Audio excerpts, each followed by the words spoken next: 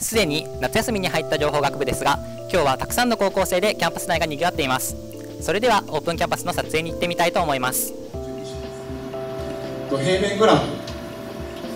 点と辺ですね、を結ぶような書くようですが、途中で辺を交差することなく書いたグラフのことを平面グラフと呼びます。まさに平面で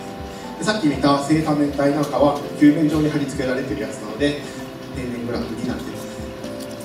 でそれからもう一つ、ハミルトングラフです。これはさっきの巡回セールスマン問題に関連したグラフなんですが、各点を1回ずつ回って最初に戻ってくる。全ての点をちょうど1回ずつ。でこれ、正六面体をグラフ化したものなんですが、赤い線をたどると全ての点を回って一周できるので、ハミルトングラフになっています。でちょっとだけ自慢させてください。名前の付いたグラフがあります。ウィーナーアラヤグラフという、アラヤの私のアラヤです。ネットで検索をすると、なぜかフランス語版のウィキペディアにウィーナーアラヤグラフ出てきます。なぜなんでしょう。フランスの人が作ってくれたんで。それから英語版で名前の付いたグラフの一覧っていうのを見ると、グラフがあるんですが、ここに右下、ここで最近乗りました。5年ぐらい前に研究者が作ったグラフなんですが、人の名前が付いたグラフがいくつかあるんですが、名前を付けてくれたぞ、ちょっと嬉しい気分です。はい、今ご紹介したオランジーナですが、こういう炭酸飲料の世界ではコカ・コーラというご存知ですよね、王者が君臨していたわけです。でさらにそれに対抗してキリンとかアサヒとか、または日本タバコとかあるんですが、いずれも名だたるメーカー。私なんかは子供の頃からずっと、その前からずっとあるような名門の商品がダーンと居座ってたわけで、ちょっとそのポットでの商品が食い込んでいくのはほとんど無理と言われてたんですよ。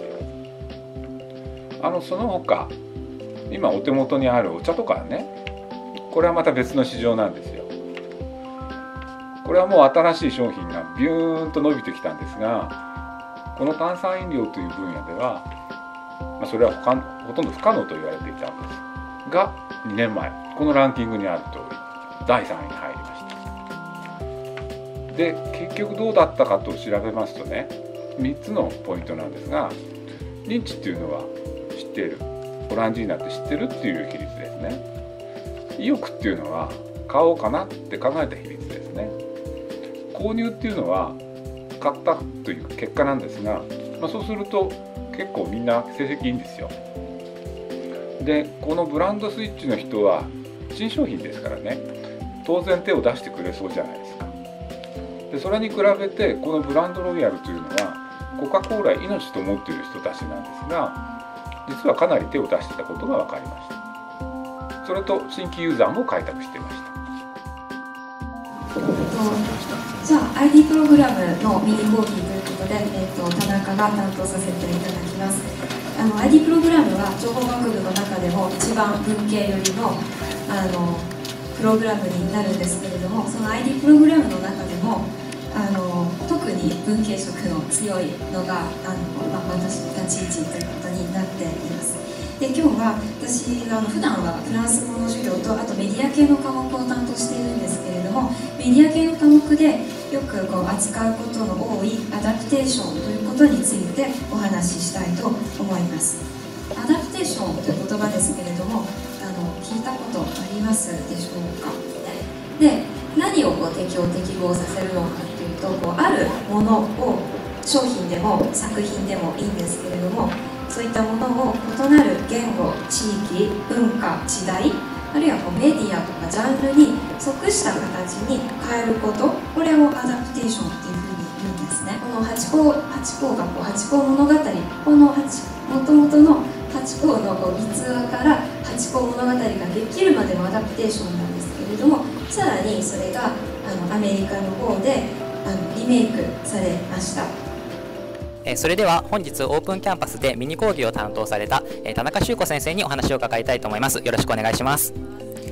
今日担当されたミニ講義についてなんですけど、講義の内容を、概要でいいので教えてください。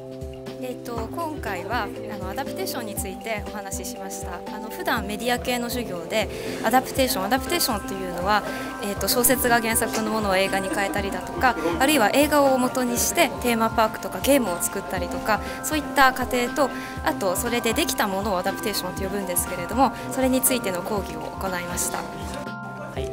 今日ミニ講義に多分高校生がたくさん参加されていたと思うんですけど、その高校生の印象について教えてください。はい、非常に熱心に聞いてくださって、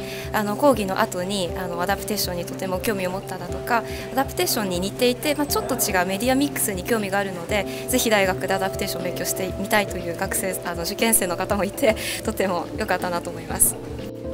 この動画を見ている高校生に対してですね、この静大の雰囲気ですとかを教えていただければなと思います。静岡大学の情報学部はやっぱり少し理系のイメージが強いと思うんですけれども、今日のミニ講義で話した内容からもお分かりかと思うんですが、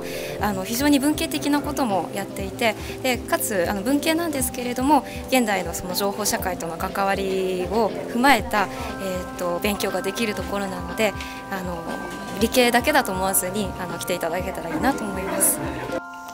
今日オープンキャンパスに参加した高校生はミニ講義に真剣に耳を傾けたり、研究室展示を見たり、積極的な姿勢が見受けられました。ぜひ静岡大学に入学していろいろなことを身につけてもらいたいですね。以上、浜松キャンパスよりお送りしました。